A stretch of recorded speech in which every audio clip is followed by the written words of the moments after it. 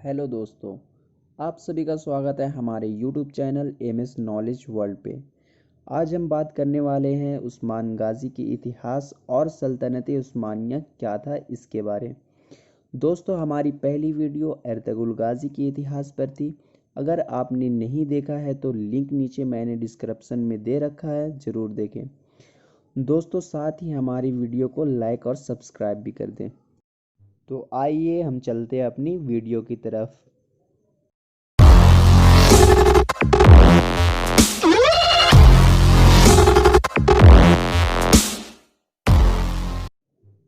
सल्तनत उस्मानिया, जिसको शायद हमारी नई जनरेशन ज़्यादा ना जानती हो, यह मुसलमानों की सबसे मजबूत और सबसे ज़्यादा साल तक चलने वाली सल्तनत थी। दोस्तों, 1998 ईस्वी में तुर्क काई कबीले के सरदार एर्तुगरुल गाजी के घर एक बच्चे ने जन्म लिया जिसका नाम उस्मान रखा गया, और इसी उस्मान से सल्तनत उस्मानिया को जाना जाता है। उस्मान उसी साल पैदा हुए जिस साल बगदाद में अब्बासी खिलाफत का खात्मा हुआ।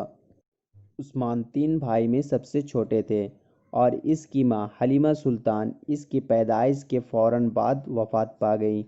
एर्तुगरुल गाजी ने उस्मान को मां और बाप दोनों का प्यार दिया। इसकी परवरिश में कोई कसर नहीं छोड़ी। ज़्यादा वक्त अपने पिता के साथ गुजारने के कारण उस्मान के अंदर अपने पिता वाली गुण आ गई थी।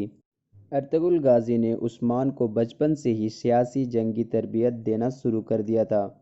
यही वजह थी कि उस्मान सियासी कामों में दिलचस्पी लेने लगे।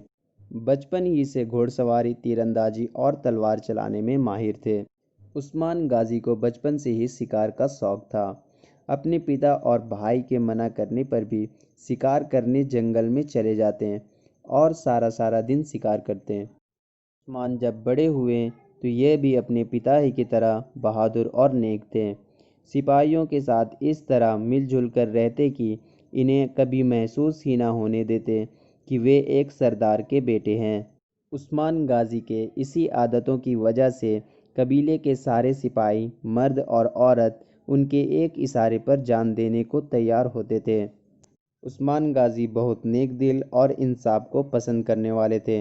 अपने वालिद एर्तुगरुल गाजी के मौत के बाद 1281 ईस्वी में जब उस्मान गाजी ने अपने कबीले की बागडोर संभाली तो उनकी उम्र 23 साल थी। उस्मान गाजी अपने दिमाग का इस्तेमाल करते हुए सल्जोक सल्तनत के सुल्तान अलाउद्दीन के साथ मिलकर मंगोलों के खिलाफ जंगें लड़ी और काफ़ी इलाकों और किलों को फतह किया। सुल्तान अलाउद्दीन बहुत ज़्यादा खुश हुए और उस्मान को बहुत ही ज़्यादा इज़्ज़त व एहतराम दिया और उस्मान गाजी से कहा कि वह अपने नाम का सिक्का बना सकते हैं। 1298 ईस्वी में सुल्तान अलाउद्दीन की मौत के बाद सल्जोक सल्तनत बिखर गया और सारे तुर्क कबीले मायूसी का शिकार हो गए। उस्मान गाजी ने 1299 ईस्वी में इन सारे तुर्क कबीलों को इकट्ठा किया। उस्मान गाजी ने बाकी सारे तुर्क कबीलों को मिलाकर तरक्की हासिल करने लगे और देखते ही देखते तुर्क घोड़सवारों की एक बड़ी फौज तैयार कर ली। एक मुसलमान और बजंती लड़ाई का मामला लेकर उस्मान गाजी के पास आते हैं और उस्मान गाजी को सारी कहानी सुनाते हैं तो फैसला बजंती के हक में दे दिया जाता है, जिससे बजंती बहुत हैरान हुआ और उस्मान गाजी से पूछा, आपने मेरे हक में फ़ैसला क्यों दिया, हालांकि मैं बजंती हूँ और आपके मज़हब का भी नहीं हूँ। उस्मान गाजी ने जवाब दिया, मैं भी तुम्हारे हक में फ़ैसला क्यों नहीं करता, तुम हक पर हो। मेरे रब ने हमेशा इंसाफ करने का हुक्म दिया है। इस फैसले से बजंती बहुत खुश होता है और अपने पूरे परिवार के साथ इस्लाम धर्म कबूल कर लेता है। सल्तनत उस्मानिया ने 600 साल से ज़्यादा हुकूमत की। इस्लाम धर्म में कोई भी खिलाफत हो या इससे पहले भी कई खिलाफत गुज़रे हैं, जैसे बनु उमैया की खिलाफत या फिर अब्बासिया खिलाफत हो, लेकिन 600 साल तक किसी ने भी अपनी हुकूमत को कायम नहीं रखा। उस्मान गाजी ने सभी तुर्क कबीलों को मिला लिया جس سے عثمان غازی کے حوصلے اور بھی بلند ہو گئے، زیادہ فوج اور طاقت کے ساتھ آگے بڑھنے لگے۔ 1308 میں انہوں نے ایک کے بعد ایک قلعہ فتح کیا اور کچھ ہی سالوں میں عثمان غازی نے 4 قلعے فتح کیے، جن میں کتھا، لیفکا، پاک حصار اور کوج حصار شامل تھے۔ عثمان غازی نے اپنی پہلی شادی مالک خاتون سے کی، جس سے ان کا بیٹا اورحان غازی پیدا ہوا، جو عثمان غازی کے بعد اگلا سلطان بنا۔ عثمان غازی نے دوسری شادی رابعہ خاتون سے کی، جو عثمان غازی کے استاد شیخ اداولی کی بیٹی تھی۔ ان سے علاؤالدین پیدا ہوا، جو بعد میں سلطنت عثمانیہ کا وزیر بنا۔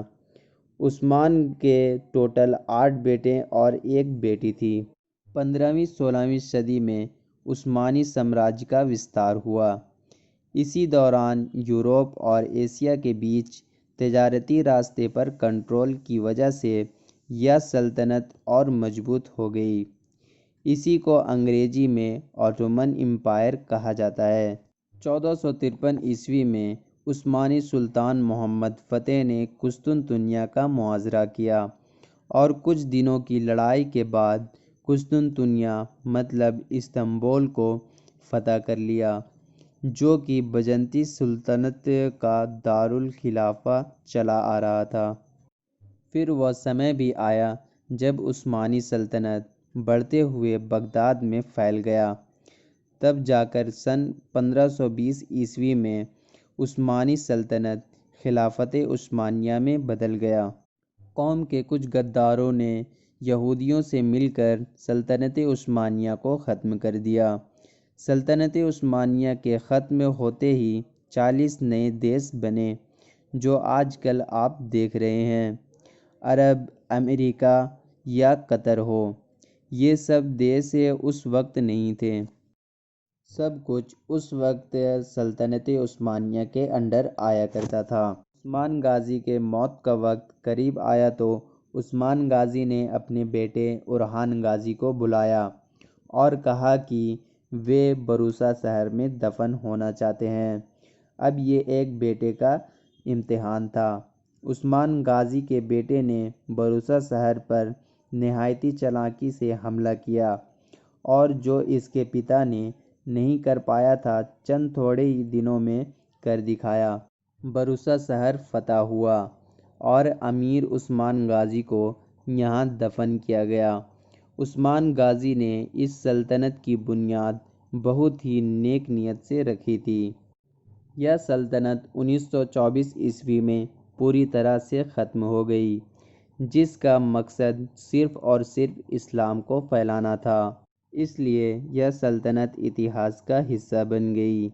اس کی تلوار ہر نئے بادشاہ کو دیا جاتا ہے اور دعا کی جاتی ہے کہ اللہ تعالیٰ ان میں بھی عثمان جیسی خوبیاں پیدا کر دیں۔ تو دوستو، اس ویڈیو میں اتنا ہی۔ اگر آپ کو ہمارا ویڈیو اچھا لگا تو پلیز لائک اور سبسکرائب کر دیں۔